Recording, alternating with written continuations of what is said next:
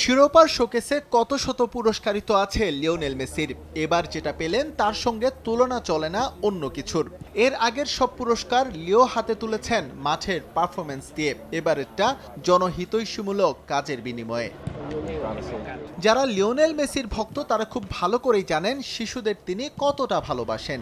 নিজের নামে ফাউন্ডেশন তৈরি করে বিশ্বজুড়ে শিশুদের স্বাস্থ্য সুরক্ষা এবং শিক্ষা ব্যবস্থা নিশ্চিত করতে কাজ করে যাচ্ছেন লিও, যার স্বীকৃতিস্বরূপ যুক্তরাষ্ট্রের সর্বোচ্চ বেসামরিক পুরস্কার প্রেসিডেন্সিয়াল মেডেল অফ ফ্রিডম পুরস্কার পেলেন সর্বকালের সর্বশ্রেষ্ঠ ফুটবলার।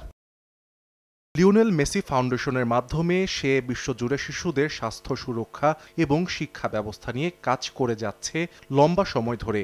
এছাড়াও ইউনিসেফের শুভেচ্ছা দূত হিসেবে যুক্ত আছেন Lionel Messi. Lionel Messi foundation ছাড়াও ইউনিসেফের শুভেচ্ছা দূত হিসেবে যুক্ত আছেন লম্বা সময় ধরে। নিজের উপার্জনের বড় একটা অংশ ব্যয় করছেন শিশুদের পেছনে। বিশ্বজুড়ে তার এমন সামাজিক আন্দোলনে সম্পৃক্ত থাকার পুরস্কার দিল হোয়াইট হাউস। বাইডেন বিশ্বাস করেন যারা মহান তারা সবকিছুর ঊর্ধ্বে গিয়ে বিশ্বাস, সততা এবং শালীনতা বজায় রেখে কাজ করেন। এই ১৯ জন আমেরিকাকে আরও সমৃদ্ধ করতে কাজ করেছেন। তারা মহান নেতা কারণ তারা ভালো মানুষ এবং তাদের অসামান্য অবদান আছে নিজ দেশ এবং পৃথিবীর জন্য।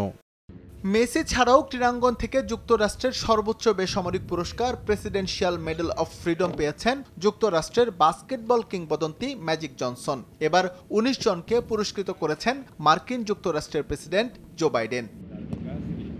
এস এম ইকবাল, সময় সংবাদ।